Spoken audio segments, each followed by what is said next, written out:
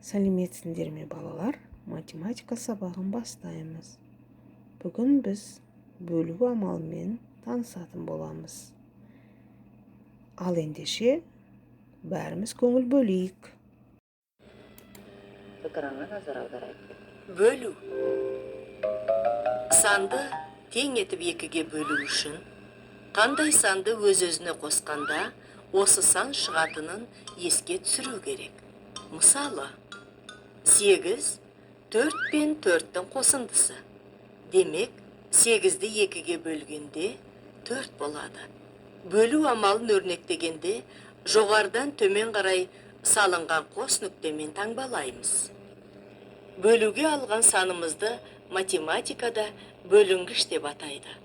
Ал оны қаншаға бөлетінімізді көрсететін сан бөлгіш. Бөлу амалы өрнектелгенде бөлінді болып аталады да, шығатын нәтиже бөліндінің мәні деп аталады. Бөлінгішті бөліндінің мәніне бөлсек, қайтадан бөлгішіміз шығады. Мысалы, 20-ны 4-ге бөлсек, 5 болады. Керісінше, 20-ны 5-ге бөлсек, 4 шығады. Санды 1-ге бөлсе, сол санның өзі шығады. Мысалы, 1 бөлу 1, 1-ге тең болады. Немесе, 16-ны 1-ге бөлгенде, 16 шығады. Санды сол санның өзіне бөлгенде, 1 шығады. Жақсы балалар, енді келесі тапсырмаға назар аударайық. 15 литр қымыз 3 ыдысқа теңдей бөлініп құйылды. Әр ыдыста неше литр қымыз болды? 15 литрді 3 ыдысқа теңдей бөлсек, әр ыдыста 5 литрден болады. 15 литрді әр ыдысқа 5 литрден құйсақ, онда 3 ыдыс қажет болады балалар. Осы есепті балалар дәптерімізге жазамыз. Шешуін жауабын көрсетеміз. Ал енді балалар, келесі тапсырмаға назар аударайық. Сыныпқа 8 оқушы келді. Олар 2-2-ден бөлініп партаға отырды. Оқушыларға неше парта қажет болды? Ойланайық. 8-ді 2-ге бөлеміз. Қанша болады?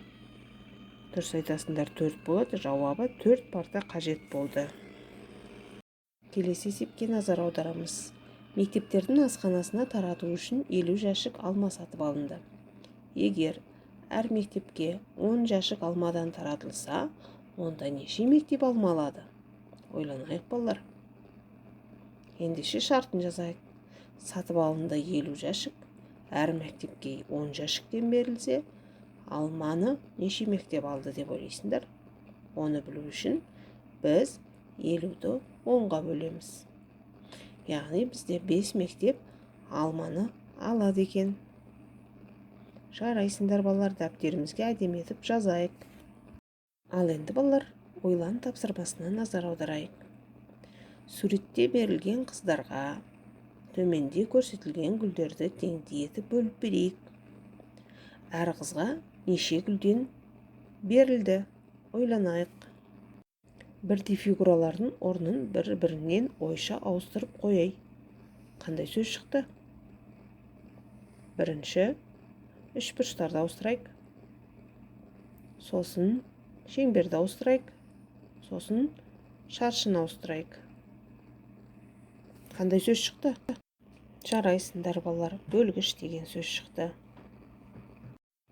Ал балалар, сабағымыздың соңында кері байланыс берейік. Егер сабақты жақсы түсінсеңдер, жасыл жұлдызшаны көтеріңдер.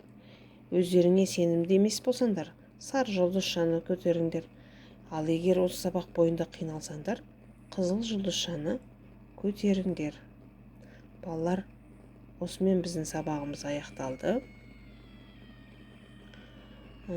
Қош, сау болыңдар.